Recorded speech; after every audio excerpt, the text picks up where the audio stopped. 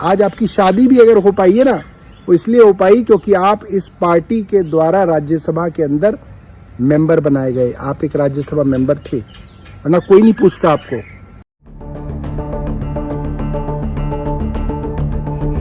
राघव चड्ढा ने जब से बीजेपी ज्वाइन की है तब से आम आदमी पार्टी के कई नेता उनके पीछे पड़ गए। इतना नहीं, आपको बता दें कई तरह के एलिगेशंस और वीडियोस बनाते नजर आ रहे हैं। इसी बीच आपको बता दें आप नेता सौरभ भारद्वाज ने भी राघव चड्ढा को लेकर कई स्टेटमेंट्स दिए और ये भी बताया कि क्यों राघव चड्ढा ने बीजेपी ज्वाइन की और क्या कुछ असली वजह थी। राघव चड्ढा ने हाल फिलहाल में इंस्टाग्राम पर एक वीडियो डाला था जिसमें उन्होंने ये बताया था कि उन्होंने बीजेपी क्यों ज्वाइन की और जो उनको ट्रोल कर रहे हैं उनको भी जवाब दिया था।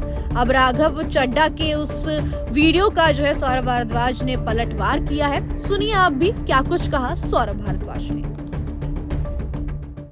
तो अभी राघव का एक वीडियो देखा जिसमें वो बता रहे हैं कि भाई जैसे आप लोग नौकरी बदलते हैं, कंपनी बदलते हैं, ऐसे मैंने पार्टी बदल ली। मैं बताना चाहता हूं कि जब हम नौकरी बदलते हैं या किसी कंपनी में नौकरी करते हैं तो उससे आइडियोलॉजी का कोई लेना देना नहीं होता। पार्टी आप आइडियोलॉजी की वजह से ज्वाइन करते हैं और उसमें रहते हैं। मगर फिर भी मैं ये बात कहूँगा कि अगर राघव को इस पार्टी में अच्छा नहीं लग रहा था, वो जा सकते थे, उनको इसका पूरा हक है। मगर आप कंपनी के अंदर भी नौकरी बदलते हैं तो 3 महीने का नोटिस देते हैं अपने मालिक को, अपनी कंपनी को, कि मैं नई कंपनी में जा रहा हूं और मेरे पास जो भी नॉलेज है उसका ट्रांजिशन करने का 3 महीने का समय है आपके पास, आप ये करा लीजिए क्योंकि मैंने इतने साल इस कंपनी के अंदर नौकरी की है तो मेरा दायित्व है ये सब करना।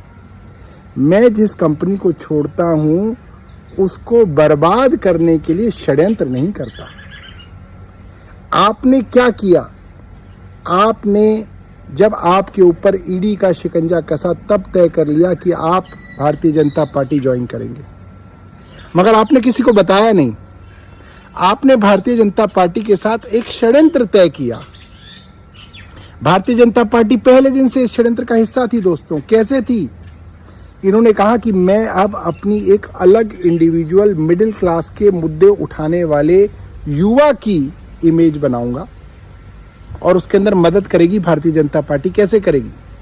वो सारे मुद्दे जो बीजेपी की सेंट्रल गवर्नमेंट की पाइपलाइन में थे, चाहे वो एयरपोर्ट के ऊपर सस्ता समोसा बेचने का बात हो, चाहे वो ट्राई के द्वारा मोबाइल की जो रिचार्ज है उसके अंदर चेंजेस की बात हो, पैटर्निटी लीव की बात हो, या गिग वर्कर्स के लिए ये जो जोमेटो और स्विगी के वर्कर्स हैं इनके लिए कोई काम हो, तो सेंट्रल गवर्नमेंट द्वारा ये बात शेयर की गई राघव को कि आप इन मुद्दों को उठाओगे तो तुरंत उनके ऊपर काम होगा और आपकी पॉपुलैरिटी बढ़ेगी, आपकी एक न्यूट्रल छवि बनेगी।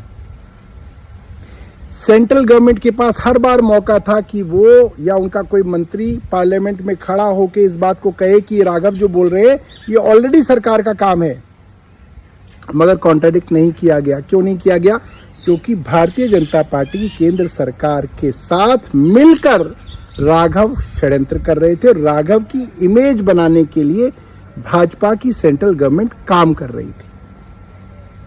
इसलिए मैं कहता हूं आपको पार्टी छोड़नी थी, आप छोड़ सकते थे, लोग आपको गाली नहीं देते राघव, मगर आपको गाली इसलिए दी जा रही है क्योंकि आपने अपनी पार्टी के साथ, जिसने आपको सब कुछ दिया, आज आपकी शादी भी अगर हो पाई है ना, वो इसलिए हो पाई क्योंकि आप इस पार्टी के द्वारा राज्यसभा के अंदर मेंबर बनाए गए। आप एक राज्यसभा मेंबर थे, वरना कोई नहीं पूछता आपको।